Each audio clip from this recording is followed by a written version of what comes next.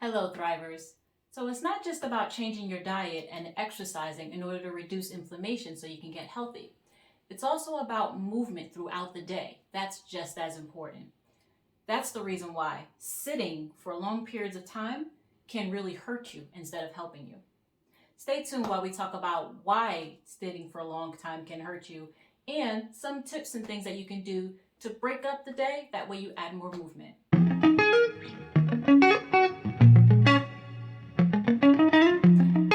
If you're new to my channel, my name's Wakia and I'm a health coach. I provide tips and education to busy people dealing with chronic inflammation from endometriosis, rheumatoid arthritis, and osteoarthritis, and want to start healing naturally. So let's get right into it. Now, if you have chronic inflammation, it can be really difficult to move or to even want to move. But consider the alternative. Give you an example. If you take your car to go fill up the tank with gas, and then you come back and you park the car. Now when you go back to finally turn the car on, it doesn't start at all, it chokes, or it's really sluggish. The same exact thing happens to your body. When you don't move around, some of your processes, the processes in your body start to slow down, and that causes stress in the body, which can increase your inflammation. Another example, if you're sitting for a really long time, your muscles start to shrink.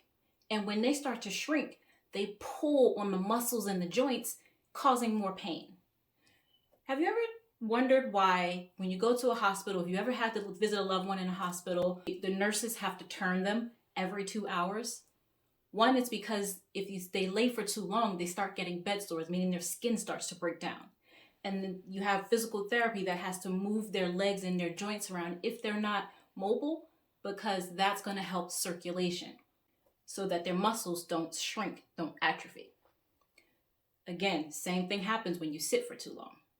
Both of these things can increase the inflammation in the body, causing even more problems and making it worse. That's why you feel so horrible when you sit for a long time and then finally start to get up and move. So enough of the scary stuff. Now, what could you do about it? What can you do to add more movement within your day?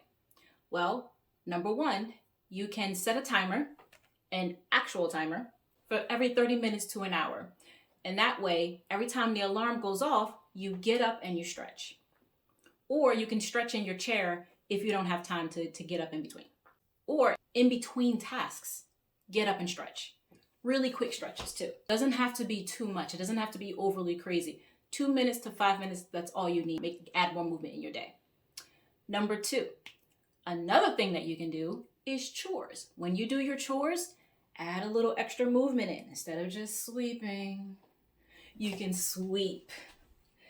So just put more movement in your day. That way your body is moving constantly. Number three, take walking breaks. Now the walking breaks don't have to be a half an hour, but you could, if you go to lunch and you have an hour break, eat for a half an hour, walk for 15 minutes or half an hour, you got extra movement in during your day. Or you can take a 5-minute walking break. And if you can't go outside and walk for 5 minutes, walk around your house for 5 minutes, walk around your office for 5 minutes. And if people ask you what you're doing, ask them to join you. See what they say. Whether or not they agree or want to join you, you know that you're doing what's right for your body. Number four, another thing you can do is to get a standing desk.